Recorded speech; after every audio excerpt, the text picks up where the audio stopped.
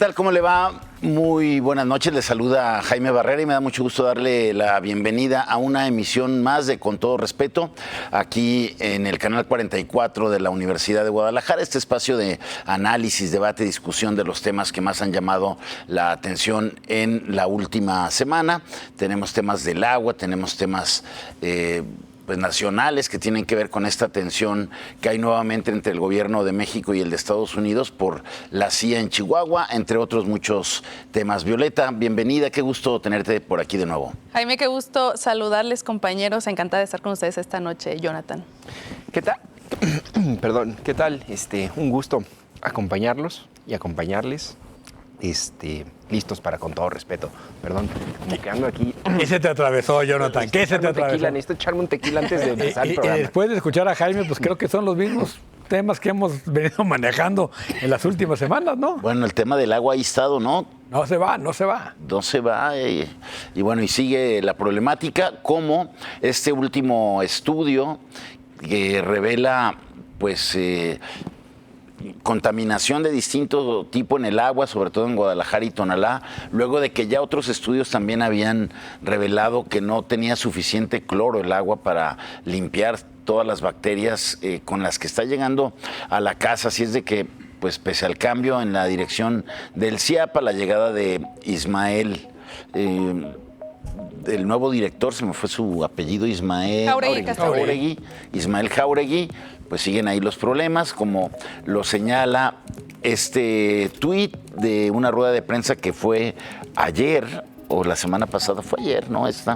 Donde el IMDEC e investigadores del ITESO revelan resultados de muestras de agua en la zona metropolitana de Guadalajara, detectaron riesgos para el consumo humano e identifican focos de alta toxicidad por la presencia de plomo, entre otros elementos ahí que le encontraron en estos exámenes de laboratorio que hicieron en el IMDEC. ¿Cómo lo viste, Violeta? Sí, a mí me parece sumamente valioso que se hagan este tipo de ejercicios, digamos, ciudadanos, ¿no? Por parte de activistas, como es el caso del IMDEC, acompañados del ITESO, que pues es una institución de muchísimo prestigio y renombre. ¿Por qué es importante que lo estén haciendo? Porque si bien el CIAPA sí hace estudios constantemente a su calidad del agua, es muy opaco. Se transparentan en un documento que está, para que lo encuentres en su sitio web está realmente difícil, pero sí se puede acceder. De hecho, nosotros recientemente sí accedimos a los últimos estudios del 2025 y ya estaba pésima la calidad del agua. Pero algo hay que darle muchos clics, entonces. Hay que dar muchos clics, hay que buscar, hay que saber dónde buscar. Si tú nada más googleas o esperas que esté transparentado, no lo vas a encontrar. Es a través de una serie de vínculos y te tardas. Es decir, no es accesible. Okay. Pero lo más delicado que sí quisiera comentarles es que el CIAPA no transparenta todos los indicadores. Hay una norma que se tiene que apegar la calidad del agua, que es la norma oficial mexicana 127 de la Secretaría de Salud, que tiene hasta 60 indicadores de calidad del agua. El CIAPA solamente transparenta alrededor de 10 indicadores, ¿no? Entonces, hay un espectro del que estamos ciegos y aún con los que sí tenemos luz, estamos mal, ¿no? Hay coliformes fecales, la cloración está por debajo y otros indicadores que realmente tienen mucho que ver con lo que hicieron en el ITESO. Otros, por ejemplo, el plomo y el cadmio lo midieron ellos, el CIAPA no lo transparenta eso, por ejemplo, ¿no? Pues de milagro no ha habido ahí un tema de salud pública, ¿no? Con esa agua con altos niveles de contaminación y tan mal potabilizada. Sí, que a mí me parece difícil rastrear, o al menos si no tienes la voluntad, enfermedades gastrointestinales o enfermedades de la piel, es decir, la gente lo puede atribuir a otros factores. Y el secretario de Salud en su momento dijo que ellos no tenían un repunte o indicadores en ese sentido, pero también si no son rastreados, pues es difícil que puedas identificarlos. A mí me parece que esto pone sobre la mesa una discusión que debería incorporarse a la propuesta de reingeniería del CIAPA y que es justamente compartir información relacionada con los resultados de monitoreo, que no solamente sea en estos enormes PDFs ocultos en las páginas de transparencia, hay un hábito de las dependencias en la actualidad a intentar ocultar en realidad por medio de esos mecanismos complejos y complicados para acceder a la información. Y creo que una parte fundamental para darle tranquilidad a la ciudadanía es que se realicen los estudios necesarios del agua y que se estén compartiendo de manera frecuente. Esta iniciativa del INDEC me parece muy interesante porque activa unas especies de comités de vigilancia vecinales. Hay una especie como de educación en torno al fenómeno y a la potabilización del agua de los mismos vecinos, que comprendan cuáles son las características que debe tener, qué tipo de componentes son inaceptables, y eso al final creo que puede convertirse en un proceso de denuncia, pero también de demanda y de exigencia en este caso al nuevo titular del CIAPA, para que pues dé certeza y tranquilidad sobre un aspecto tan vital, ¿no?, de una ciudad como es el agua potable.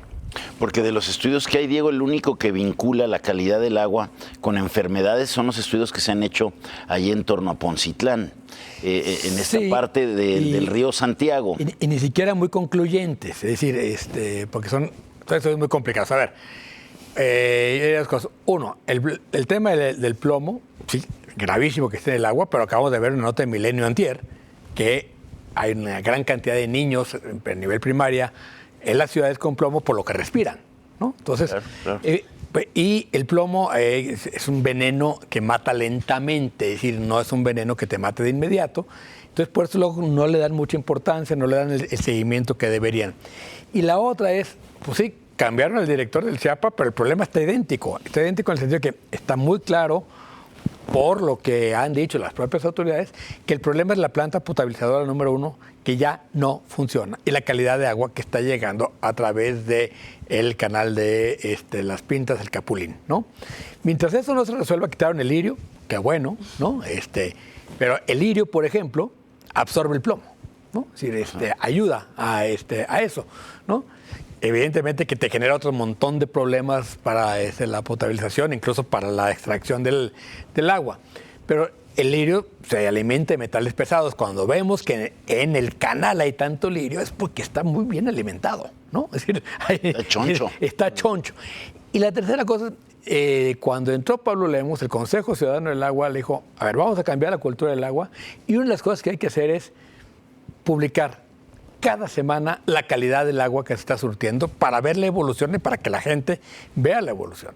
Como la evolución es negativa, más bien hay una involución de la calidad del agua, no han querido hacerlo. Entonces, mientras no se transparente eso, mientras no haya un cambio en la cultura del agua, primero en las autoridades y luego en la ciudadanía, que creo que lo que está haciendo IMDEC y el TESO ayuda para eso, no vamos a resolver el problema. Es decir, hay que entender el ciclo del agua, hay que consumir con mucha más responsabilidad, pero también hay que exigir la calidad del agua. Y hay uno más grave, uno previo que también se dio a conocer hace la semana pasada o hace 2 semanas y media, donde también al analizar el agua no se encontraba el cloro necesario para sí, el agua. Que no está suficientemente clorada, lo que decía Violeta. ¿No? O sea, y ahí también es un asunto de adquisiciones del CIAPA, donde cuentan quienes trabajan ahí dentro que pues no se están comprando las cantidades necesarias de cloro para limpiar el agua. Sí, esa por un lado, y también por otro sería irnos, por ejemplo, ahorita tú comentabas, Diego, que se ha señalado mucho la planta potabilizadora de Miravalle, pero no nos quedemos, digamos, aquí en la demarcación, sino vámonos aguas arriba, que es de donde viene el agua, que viene muy contaminada, es decir, el plomo no sale de la nada, no hay generación espontánea, ¿no? Todos esos contaminantes vienen, aguas arriba, vienen de la contaminación de las industrias que hacen de forma deliberada, digamos, a cielo abierto, sin ningún registro. Ya hemos documentado desde hace años cómo la Comisión Nacional del Agua... Todo lo que se va poniendo en Lerma, desde el Estado de México... Y cómo la Comisión Nacional del Agua tiene 2 inspectores para toda la cuenca, Lerma, sí. Santiago, Pacífico, y entonces, mientras no vayamos sobre los que están contaminando, problema realmente va a existir. Creo que el gobierno federal tiene una gran responsabilidad en ese sentido y en cómo se supervisa todas las descargas. Todo lo que las descargas al río Lerma, ¿no? Que llega acá a Chapala. En fin, vamos a seguir hablando del tema del agua, un severo problema que tenemos aquí en el área metropolitana de Guadalajara. Pero antes de ir a la pausa, vamos a este tema. Perdimos a Rosana Reguillo. Veamos cómo se le recuerda con mucho cariño en este tuit, con la portada de un libro que no alcanzó a presentar y en el que aborda el tema de las madres buscadoras, ¿no? Entre otros. Sí. Ahí está este tuit que dice: nos dejó Rosana Reguillo, 1955-2026, falleció este fin de semana. Muchos años de ponerle el cuerpo a las tragedias de su país le pasaron factura. La luciérnaga vuela lejos, pero su luz académica y humana seguirá alumbrándonos, escribe Carlos A. Escolari. Tú también, Diego, escribías una columna muy sentida ayer, ¿no? Sobre sí, a ver, bueno, la partida de Rosana. Rosana fue, aparte de una gran amiga, tristemente ese libro no alcanzó a verlo físicamente, o sea, se enteró que había salido, lo festejamos, pero no alcanzó a llegarle la paquetería para que lo viera físicamente, porque estuvo prácticamente una semana en terapia intensiva antes de morir, totalmente incomunicada. Y bueno, a ver, el gran tema con Rosana Reguillo es que, escribía yo, se adelantó en muchos sentidos a los temas. El libro de la necromáquina lo escribió en el 2001 y discutimos muchísimo, todos decíamos... Antes de la guerra de Calderón. Antes de la guerra de Calderón, decíamos que esta es una exageración. Rosana dice, no. El sistema está matando a los jóvenes y estamos creando un sistema que está acabando con los jóvenes. Sí. Recientemente también con Signalab demostró, ella creó Signalab en el ITESO, se metió a los temas verdaderamente álgidos, hizo enfurecer a López Obrador, hizo enfurecer a Claudia Sheinbaum, ¿no? Con los bots, con el tema de los bots. Todo de los bots y que Claudia Sheinbaum dijo, no quiero que ella haga las preguntas, o Signalab haga las preguntas, porque Rosana nos ataca, ¿no? En el debate presidencial. Entonces, claro. Creo que lo que deja como académica Rosana, la académica quizás yo diría que mexicana, más reconocida al nivel latinoamericano en ciencias sociales, ¿no?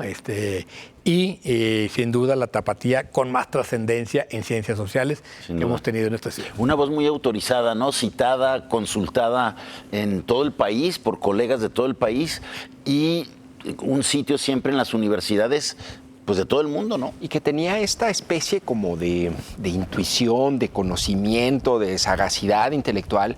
Yo tuve la fortuna de entrevistarla justo hace un mes.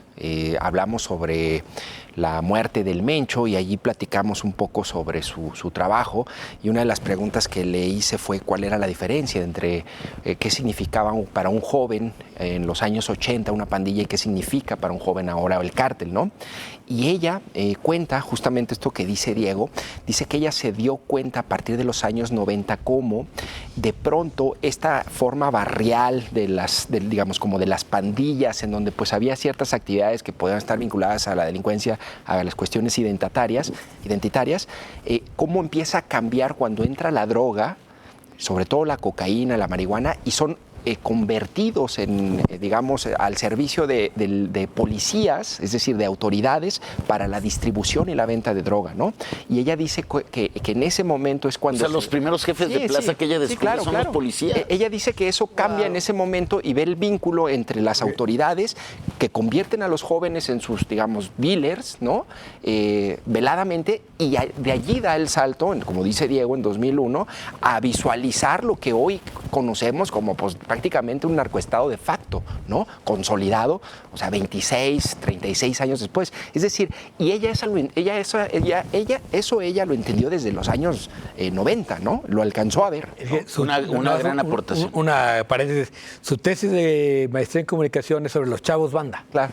¿No? Entonces, desde ahí le da un gran seguimiento al tema de los jóvenes. Perdón, Bill. Sí, de hecho, algo que me gusta mucho de ella es la esperanza que ella tenía de los jóvenes, ¿no? Digamos, yéndonos hacia la parte no tan trágica con las juventudes. Recuerdo cuando se estaba gestando el Yo Soy 132 y recuerdo, incluso a mí me tocó cubrir esta primera asamblea que se hizo en el Parque Rojo, ¿no? Era una gran cantidad de chavos, era de verdad todo eso una chaviza y había mucho desorden y justo incluso se consignaba, ¿no? Que trataban de demeritar este esfuerzo muchas personas, incluso en los medios se llegaba a decir que eran un caos, eran un desorden, estaban muy desorganizados, y ella misma fue la que dijo, a ver, las organizaciones sociales nacen del caos. Ellos justamente ahorita lo que están haciendo es organizándose, y lo que van a lograr es histórico. Déjenlos, es un momento, y el caos forma parte de este tipo de estructuras, ¿no? Entonces ya fue como, bueno, sí tiene razón, al final de cuentas en algún momento tuvo ya un cauce y ya cada quien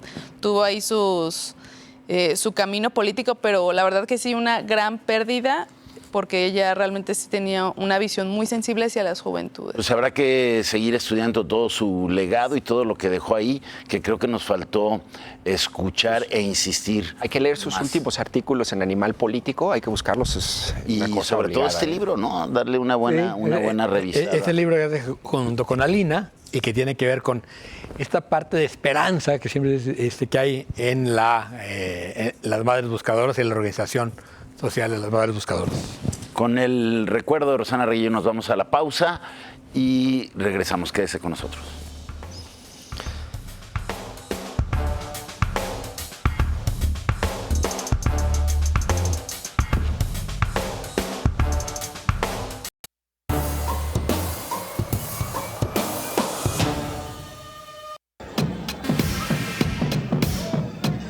Un hombre armado abrió fuego la noche del sábado en las inmediaciones de control de seguridad de la cena de corresponsales de la Casa Blanca en Washington. El atacante, identificado como Cole Thomas Allen, fue detenido tras enfrentarse al servicio secreto. Un agente resultó herido, pero sobrevivió gracias a su chaleco antibalas. El presidente Donald Trump y otros funcionarios fueron evacuados sin lesiones. Autoridades investigan un posible intento de asesinato con motivaciones políticas.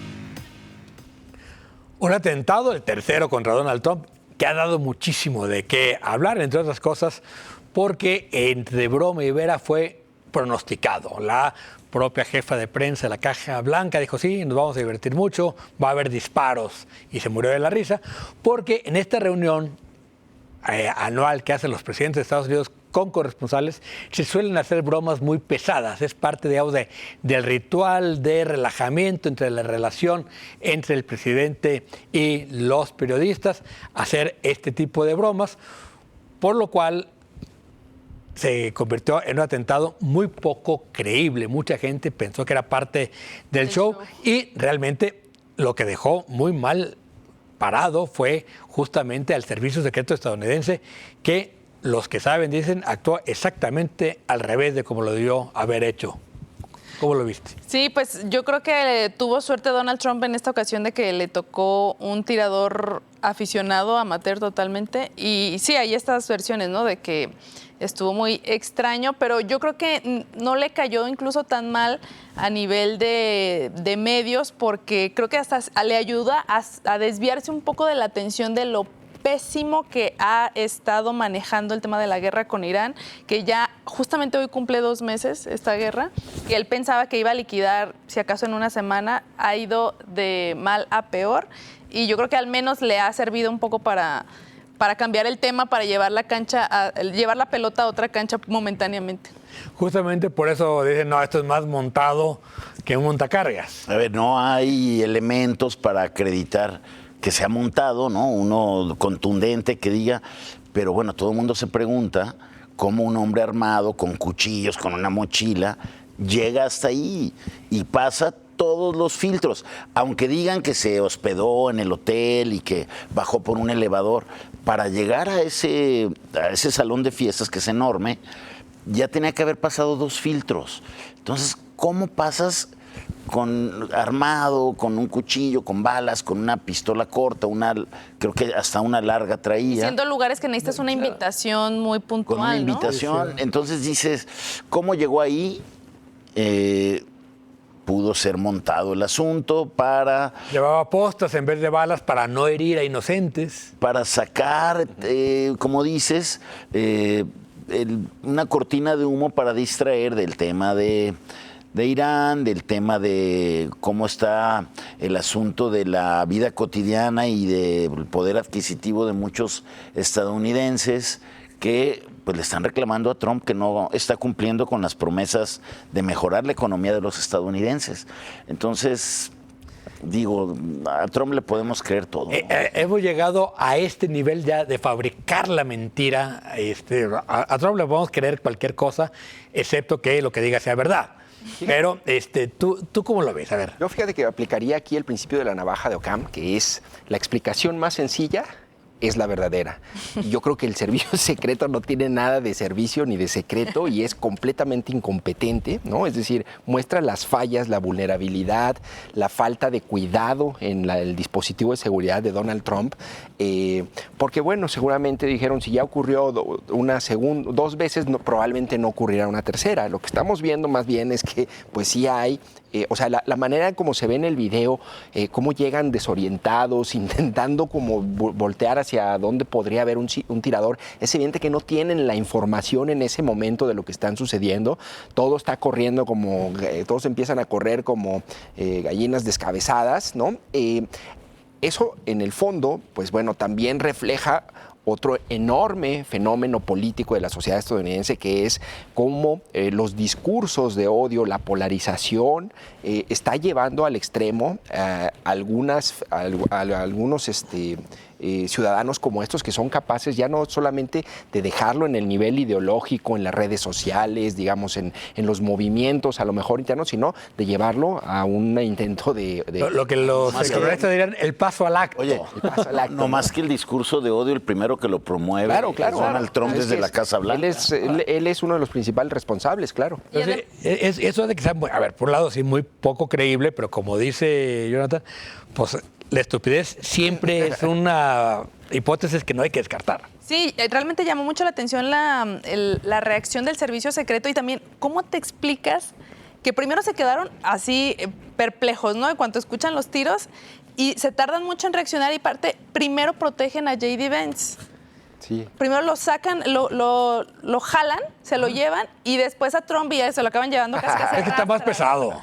Eso sí, se lo llevaron a rastras. Claro, no sabían qué hacer con el resto de los personajes, ¿no? Digo, a mí lo que me gustó mucho fue la entrevista de esta periodista que le dice, oiga, pues es que traía ahí un recado este agresor, el que quería dispararle, diciendo que él no iba a permitir que un violador lo gobernara. Y Trump estaba enfurecido. Sí, se le deja a la periodista y le dice, bueno, ¿usted se reconoce en esto o qué? Y dijo, ¿cómo es posible que te atrevas a leer eso? Le pone un regañadón, ¿no? Enojadísimo Donald Trump. Sí, para variar. Pero bueno, a ver, lo cierto es que los niveles de aprobación de Donald Trump están más bajos que nunca, 37%, según las últimas encuestas. La guerra que iba a durar máximo 5 semanas ya lleva 8. La forma de terminar la guerra es dejando todo como está, es decir, no hay una solución donde Estados Unidos haya ganado algo, por el contrario, perdió donde no había un problema, lo creó, que es el estrecho de Hormuz, ¿no? Y llama la atención la narrativa de la vocera de la Casa Blanca, diciendo, ven cómo el bullying que le han hecho a Trump, los demócratas, los medios de comunicación, ¿no? Desde hace 11 años, hacen que pasen estas cosas, tratando de crear una empatía. Pero fue ella la que dijo que iba a haber balazo. Oye, tratando de crear una empatía con Trump. Sí, y la empatía nomás, ahora sí que nomás no llega, es decir, creo que sí hay un problema grave con la sociedad estadounidense. Y también, digamos, se empieza a hacer costumbre esta cosa de decir, cualquiera puede ya atentar contra un presidente, ¿no? Es decir, vimos, por supuesto, el caso terrible de John F. Kennedy. Tú no habías nacido, nosotros. Bueno, creo que nadie, si nos hagamos güeyes. En Estados Unidos es más Jaime. No, ni siquiera. El de Ronald Reagan. Pero luego, o sea, justamente, luego viene el de Ronald Reagan, ¿no? Y luego vienen estos contra... ¿Ningún presidente había tenido 3 atentados? Bush también sufrió un atentado. Sí, pero 3. Sí, 3 es... No, solo uno. Tenían de uno, no de 3. Los que faltan. 3 ninguno, ¿no? Pero ninguno. ningún país ha asesinado tantos presidentes, digamos, en el occidente, como Estados Unidos, ¿no? Dentro de las democracias. Me parece que sí es una forma política estadounidense que alguien tendría que repensar, ¿no? Bueno, es reflejo de esta apuesta por las armas que los dos partidos políticos han mantenido ahí La a lo largo famosa de la historia de segunda Estados enmienda Unidos. de la Constitución, ¿no? sí. Que les da derecho. ¿Qué es lo que pasó con este activista que asesinaron? También se me fue su nombre. ¿Recuerdan que justamente... Al de Trump, al que Trump. matan en la universidad. Así es, que fue violento. Charlie. Así Ahí es. estaba la esposa, ¿eh? En ese evento. Sí, y justamente él era un defensor de eso y entonces es lo que dicen, bueno, fíjate cómo terminó muriendo, ¿no? Con ese tipo de, gracias a ese tipo de permisos que se dan y que nadie dice nada, incluso o sea, no se toca el tema aún cuando ocurren ese tipo de atentados. Exacto. Bueno, pero hablando de Estados Unidos, vamos a ir a el cartón de la semana, por supuesto, al cartón de Cucho de la semana, que se llama Chihuahua. Sí, Chihuahua, buenísimo.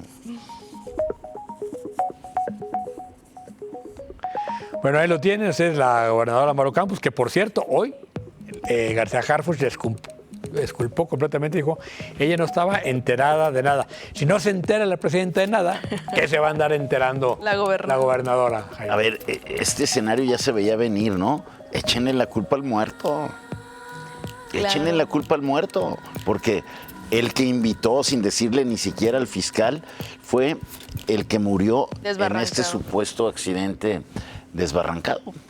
Pero, ¿qué no se supone que también aquí en el operativo del Mencho iba uno de la CIA y uno de la DEA en el helicóptero o eso es ficción? Es chisme. Son rumores.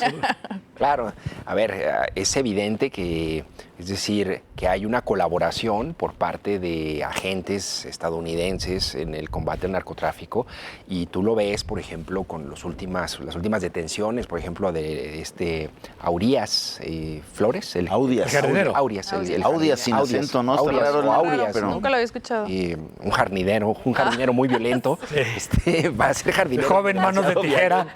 Joven manos de tijera, ¿no? Como que la sensibilidad de las flores, ¿no? Además, no sé por qué le No decían se le el jardinero explica cuando era a un uno. tipo que se dedicaba a traficar droga y a matar, ¿no? O sea, pero bueno, Bueno, pues lo cierto es que el caso de Chihuahua sí dejó muy mal parado al gobierno entero. Al gobierno entero, porque justamente nos enteramos por el Los Angeles Times, ¿no? Que este tipo de operaciones con el Estado ya habían ocurrido por parte de la CIA. Aquí yo lo que alcanzo a notar es que, porque también si se fijan, Estados Unidos ya le bajó un poquito a su discurso de intervencionismo, y yo lo que pienso es que quizá ya supieron cómo hackear el sistema, ¿no? A través de los estados fronterizos y sobre todo si son de oposición Bueno. respecto al gobierno federal.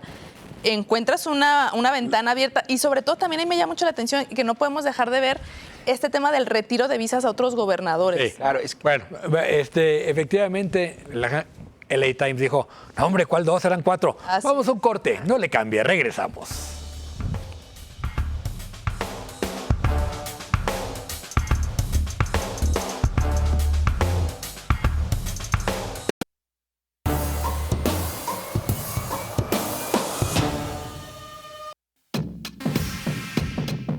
La dirigente nacional de Morena, Luisa María Alcalde, dejó su cargo tras aceptar integrarse al gabinete de la presidenta Claudia Sheinbaum como consejera jurídica del Ejecutivo. Su salida forma parte de una reconfiguración interna del partido rumbo a 2027. En su lugar, se perfila Ariadna Montiel, mientras Citlali Hernández asume tareas clave en la operación política y alianzas.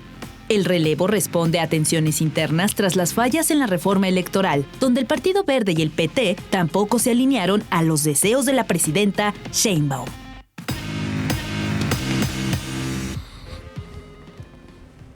Gracias por continuar con nosotros aquí en Con Todo Respeto. Y bueno, dentro de toda esta vorágine de hechos de las últimas semanas está este asunto de los cambios en la dirigencia nacional de Morena, que finalmente se cumplieron, se empezaron a filtrar en algunas columnas que decían, Luisa María tiene los días contados, y finalmente vino esta invitación de la presidenta, que todavía la dirigente tuvo pues el valor de decirle, espéreme tantito, ¿no? Lo voy a pensar, y bueno, hasta eso no duró mucho. En unas horas. Lo pensó rápido. En unas horas decidió que es sí. como cuando te invitan un tequila y dices, déjame pensarlo, ¿sí? Sí, exacto. Algo así estuvo, sí, ¿no? A ver, yo creo que es un buen ejemplo de cómo la soberbia en la política te la termina cobrando, porque creo que fue muy mala la gestión de Luisa María. Creo que Luisa María fue... Dice que cumplió con las metas de afiliación. No, a ver, nadie, que millones y en millones. En política nadie falla, pero Luisa María creo que fue sobrevalorada, ¿no? Es decir, por ser hija de quien es, ¿no? Es decir, hija de Berta Alcalde, que fue la primera presidenta de Morena. Andrés Manuel. Berta Luján de alcalde, ¿no? Y de él, el abogado alcalde. Y era de las familias, era una nepo baby, literalmente, pues, ¿no? Claro, y creo que en el puesto que le fueron dando, fue quedando a deber, y en más que en ningún otro, porque creyó que ya sabía, ¿no? O sea, creyó que ella era la gran política, se envalentona y empieza a querer tomar decisiones que no le tocaban, por un lado. Sí, creo que operó muy mal la reforma política porque nunca entendió qué quería la presidenta de la reforma política. Dicen que ese es su gran pecado. Y la otra, bueno, ya venían arrastrando tanto ella como Andy el fracaso en la elección de Veracruz y Durango, que fueron las únicas que le tocaron y que las dos les fue mucho más mal de lo esperado. Y ya le habían mandado un mensaje, ¿no? Con la llegada de Citlali Hernández ahí a la Secretaría de Elecciones, que aparentemente ella la invita, pero ya ahí ya estaba todo el plan de mover las fichas de parte de la presidenta, tratando de tener un poco más de control en Morena. Sí, yo también coincido que fue la elección, el tema de la elección, la reforma electoral. El plan B. El plan B que no sucedió, ni el plan C, ya nos fuimos con todo el abecedario, pero me parece que hizo quedar muy mal a la presidenta. Sí, realmente a nivel mediático creo que le pasó una factura cara a la presidenta porque incluso tuvo que confrontar con sus propios aliados, con partidos enanitos, que realmente son estos partidos satélite que al final andan por ahí orbitando, pero que sabemos que se necesitan para cerrar este tipo de negociaciones, y me parece que hizo ver muy mal a la presidenta con lo desastroso que fueron las primeras, las primeras iniciativas, ¿no? Y al final quedó un Frankenstein ahí súper descafeinado, muy heterogéneo, y creo que no se cumplió con el objetivo. No sé si realmente esto es como un castigo o es como un poquito sentar en la banca, o sentarse ahora sí que hacer un poco de contención interna de equipo, ¿no? De tenerla ya en la dirección jurídica de la presidencia. Cayó para arriba, como dicen en la política. A ver, cayó para arriba, Jonathan, pero a ver, si hizo tan mal trabajo en Morena, ¿cómo la llevas a ese puesto tan importante, no? Claro. Ay, ve los que han estado ahí. Bueno, por eso. O entonces, ¿a qué ¿cuál vamos? Importante? ¿O es un puesto en degradación?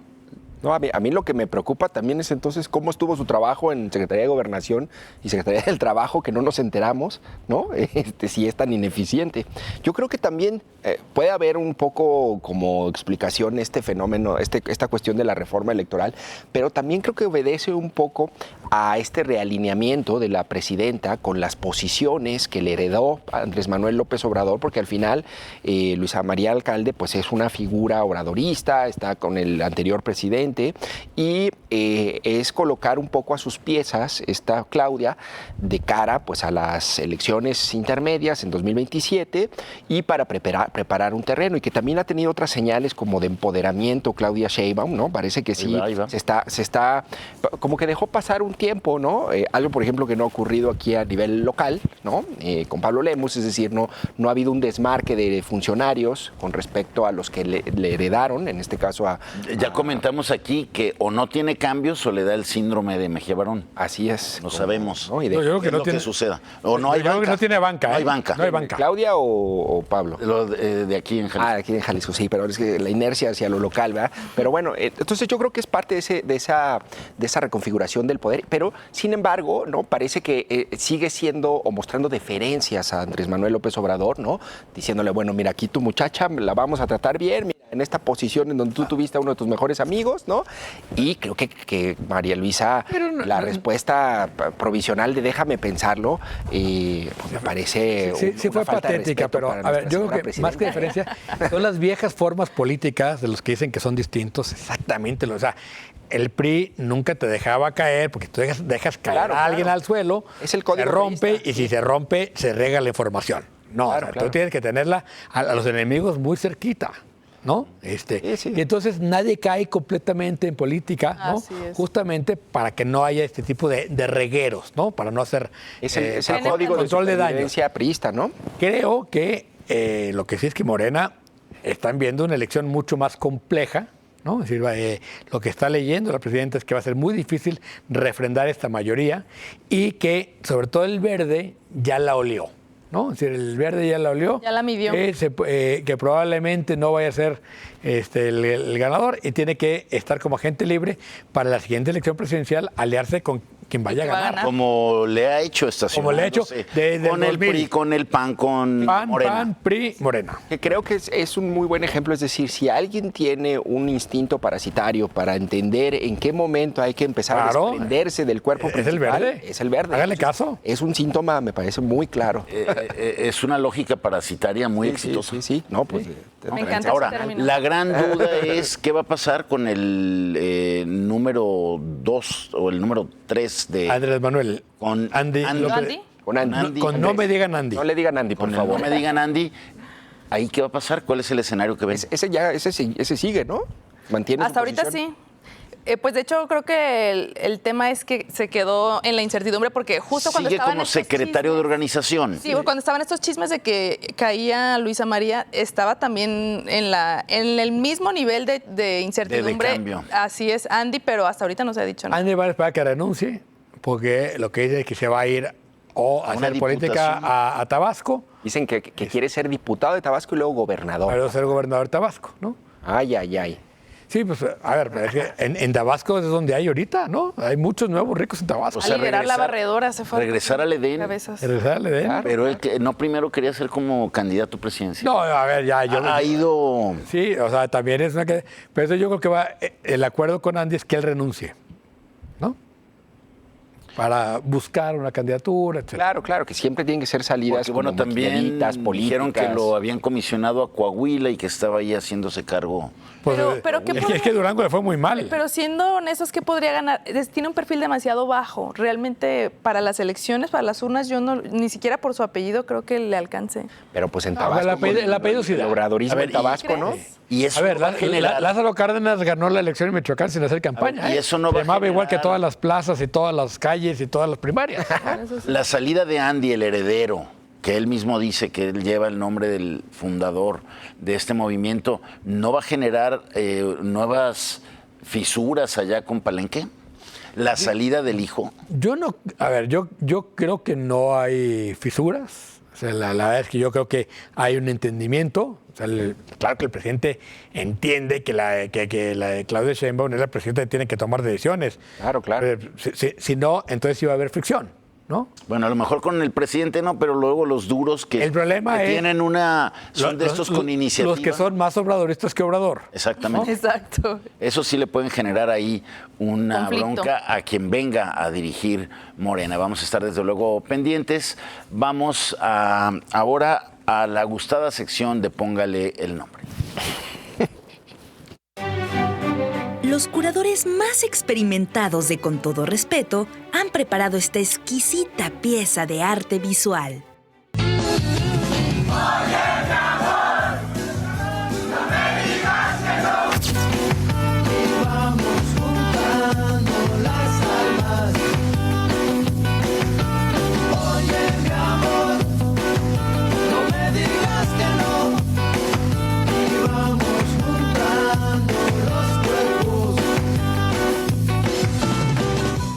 Usted, póngale el nombre.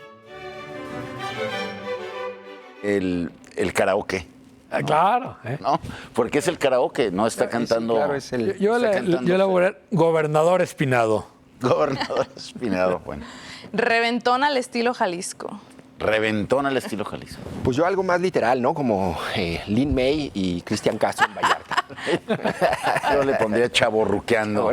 Pablo Lemos Chaborruqueando Castro. en Castro. Puerto Vallarta, porque es un bar de Puerto Vallarta, ¿no? Sí. Es el bar de Puerto El de Vallarta. moda. Pero bueno, no hay que olvidar que acaban de contratar a Maná para Para el tocar el Mundial. mundial. Mundial, claro. Y seguramente, pues.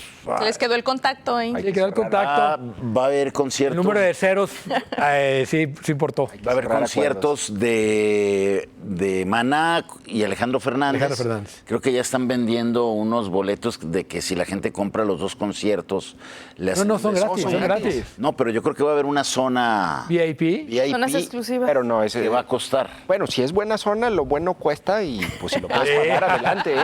Diré el clásico. Diría el Lo clásico. bueno cuesta, mijito. Pero bueno, lo bueno cuesta, mi Esta frase que está recién acuñada. Sí. Ah, pero va a haber de 120,000 y de 2,000, ¿eh? Sí, Bueno, sí, claro, hay de también- para todos los precios, ¿eh? También me cuentan que ya está confirmado un concierto de este tenor. Del Plácido Pavarotti. Domingo. de Plácido Pavarotti. Domingo. Plácido. Plácido Domingo, Pavarotti. Plácido Domingo ¿No estaba ya viene- retirado? No, viene ¿En prisión? aquí No, ¿verdad? al Centro de Artes, al Conjunto de Artes Escénicas. Que él fue quien inauguró la sala Plácido Domingo. Que ya ves que lleva su nombre. Sí. Parece que regresa ahí en el marco del Mundial a dar un concierto. Creo que un día antes de que juegue España, un par de días antes de que juegue España. Bueno, tenemos que ir a una pausa. Es breve. Quédese con nosotros. Regresamos aquí con todo respeto.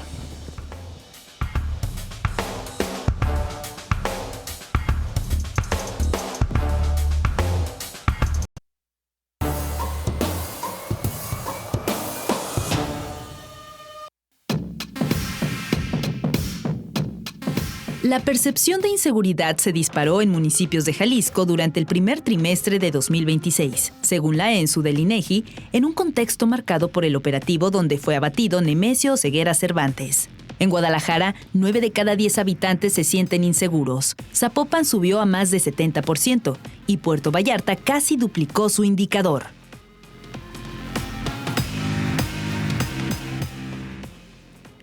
Bueno, no es sorpresa que después de aquel domingo fatídico que vivimos justamente en Guadalajara, Zapopan, Puerto Vallarta y otros municipios del estado donde la ENSU no mide, pero llama la atención el caso de Puerto Vallarta, que era de las ciudades que siempre salía como uno de los lugares donde la gente se sentía más seguro y duplica su inseguridad, y en Guadalajara y Zapopan casi 9 de cada 10 de los ciudadanos se sienten inseguros, después de que vimos que la policía, lejos de salir a proteger a los ciudadanos, se acuarteló, quizás para protegerse, ¿no?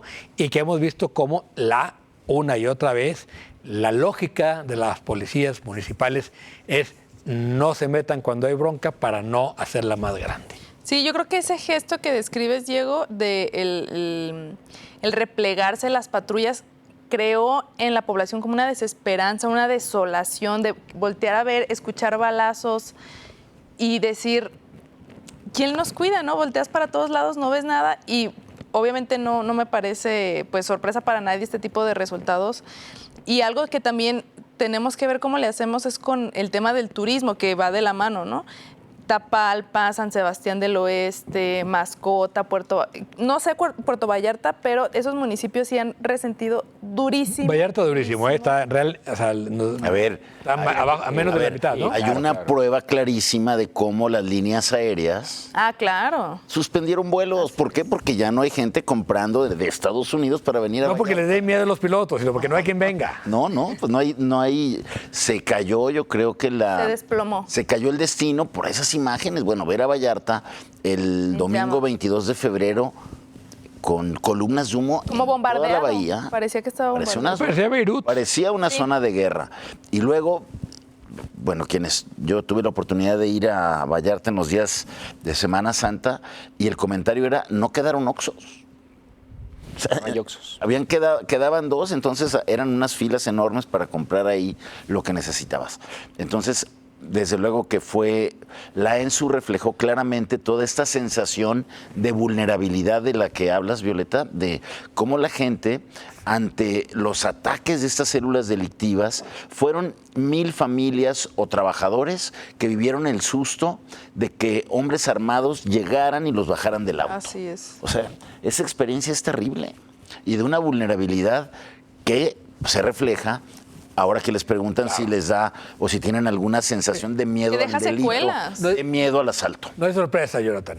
No, fíjate que sí, estas encuestas de percepción de inseguridad, pues en general estaban en 60, 70% de la población. Es evidente que el episodio del 22 de febrero aumentó la percepción de inseguridad. A mí me parece que urge que salga a patrullar más la Tesla, la Cybertruck, ¿no? Hay que pasearlas más. Porque justamente... Oye, ¿qué sensación de seguridad te da, no? Oye, y los rinos y todo, los rinos y las Black Mama. Digo, yo escribí una columna hace unos días, porque le pedí por transparencia a la Secretaría de Seguridad Estatal cuántas detenciones hubo después de en ese día, a partir de los 1,000 episodios de incendios de vehículos y negocios, detuvieron, según la respuesta de la Secretaría de Seguridad, a 9 personas, ¿no? Cuando 5 o 6 meses antes habían presentado en la Plaza de la Liberación una inversión de casi 1,000 millones de pesos para comprar alrededor de 600 entre patrullas, motocicletas, Black Mamas, Tesla, Cybertrucks, que se entregaron a municipios, que se dieron a la policía vial. Tenemos una policía estatal de caminos creada en este sexenio y la pregunta es, ¿dónde estaban? Los acuartelaron y el segundo turno no llegó, ¿eh? O sea, así de claro. Y también la gente se molesta mucho por el tema de la videovigilancia.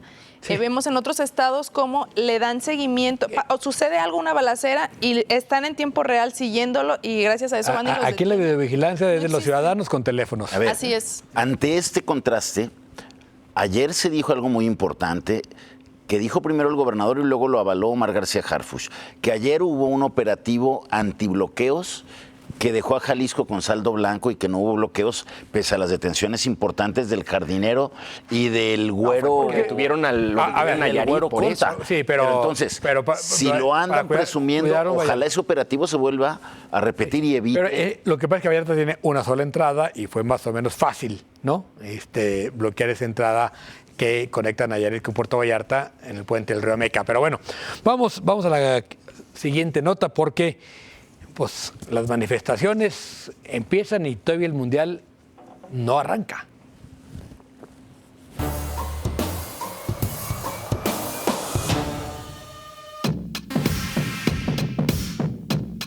Taxistas y conductores de plataformas colapsaron la movilidad en Guadalajara con al menos 3 manifestaciones la semana pasada, exigiendo autorización para operar en el Aeropuerto Internacional de Guadalajara.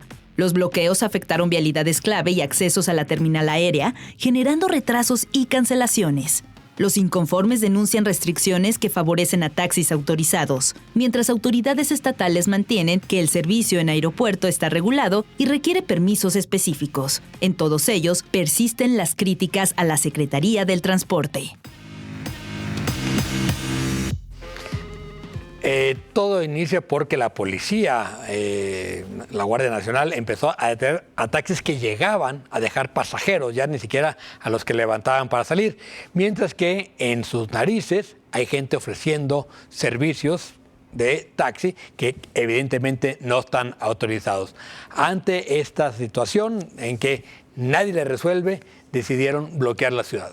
Sí, me parece que el conflicto se ha agravado porque el problema que teníamos inicialmente era que no dejaban trabajar a los Ubers o entrar a los Uber y Didis y ellos, estos conductores de plataforma, acusaban extorsión de la Guardia Nacional al no haber una regulación federal, pero ahora son también los taxis tradicionales los que se están quejando por las detenciones y los operativos de la Guardia Nacional, que lo que dicen es que pues los extorsionan prácticamente, ¿sí? ¿No? Estamos a un par de meses del Mundial y no se ha logrado poner orden en el aeropuerto. Y el gran problema de eso es que pregúntale a quien quieras, que no sea de Guadalajara, que llega al aeropuerto, y una de las principales quejas es lo caro que tiene que pagar un servicio de traslado a la ciudad, ¿no? Y lo malo. Y lo malo que es y lo peligroso, porque tú sales... Claro, y tiene que esperar una hora mínimo.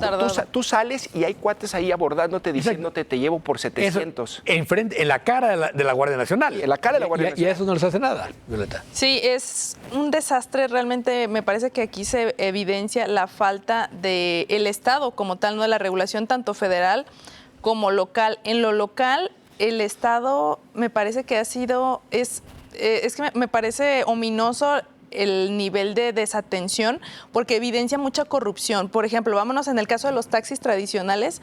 Hace 15 años que no sesiona una comisión tarifaria para taxis y eso significa que no se han actualizado los famosos taxímetros, que los taxímetros ya son un objeto de museo, que desde hace 15 años no se toca el tema. Entonces, se les ha dejado por la libre, mientras que los reflectores se han ido hacia los vehículos de plataforma y se deja, digamos, este limbo en el tema del aeropuerto y que permiten ese tipo de comportamientos como los que tú describes, Jonathan, de taxis pirata, de servicios incluso de motos, también las motos no están reguladas y están llevando a la gente con sus maletas aquí cargando y arrastrando casi para poder llegar al aeropuerto porque no hay una forma segura, rápida y regulada y con un precio justo para llegar. Es impresionante. Yo lo que me pregunto es cómo queremos que se resuelva el problema de la inseguridad pública, el problema de la vivienda, de los empleos, cuando los gobiernos federal, estatal, no se pueden poner de acuerdo en resolver algo tan simple como es el servicio de taxis en el aeropuerto. Es un asunto. Es simple, no. La pregunta es quién hace el negocio. Es un asunto de cómo, en vez de resolver un problema que te está costando afectaciones en la imagen del Estado porque los turistas se van molestos, los que llegamos a la ciudad y usamos el servicio, también te molesta el abuso. Increíble que en vez de resolver eso, sigan cuidando un monopolio, que habrá que ver quiénes son los beneficiarios de ese monopolio. Claro. Sí, los taxis, ahora, en la Ciudad de México es exactamente igual, ¿no? En Monterrey es exactamente igual, y en los 3 lugares, las 3 sedes mundialistas, creo que el transporte del aeropuerto hacia la ciudad va a ser un verdadero caos. Se supone que parte de las condiciones es que hubiera transporte masivo, que ya va a estar operando, yo no veo para cuándo. ¿Y cómo va a operar eso? Pero en la Ciudad de México no hay taxis piratas ofreciéndote viajes ahí en corto, que yo recuerde, ¿o sí? Y sí puedes pedir Uber, porque estás ahí. No, el problema aquí es que te abordan, ahora, te dicen, oye, 700. Ver, pero el tema ahí en la Ciudad de México sí tronó un poco el tema de las plataformas, porque también la Guardia Nacional empezó a obstaculizarlos. Pero en la Ciudad de México creo que hay taxis suficientes, la tardanza no es tanta y no es tan caro. Mira, en la Ciudad de México está de rápido 15 a 20 minutos a hora y media. Bueno, hora y media es mucho. Es muchísimo. Aquí en Guadalajara, después de que arreglaron la carretera, cuando en la carretera estaban arreglando era hora y media o hasta 2 horas de espera, ¿no? Y lo que es increíble tal cual es que no se puedan poner de acuerdo las autoridades para resolver un problema cuando estamos a 60 días del Mundial y que se supone, ¿qué? ¿45 hoy? No, menos, sí, ya pues es el 11 de junio el partido aquí. Como un mes y medio menos. 11 Muy bueno. El primero es el 11 de junio. Imagínense que truene cuando estén los visitantes al Mundial. Mira. Y que les hagan otra manifestación. Va a suceder, mira, el bloqueo del aeropuerto, lo único otra bueno manifestación. Es que los 3 millones se nos van a convertir como en 30,000. Entonces, sí, quizás no vaya a haber tanto problema. Sí. Gracias. Es hora de despedirnos. Gracias por habernos acompañado. Nos vemos y nos escuchamos con todo respeto la próxima semana. Violeta, Jaime, Jonathan, gracias. Gracias. Quiero que salga que los avienta.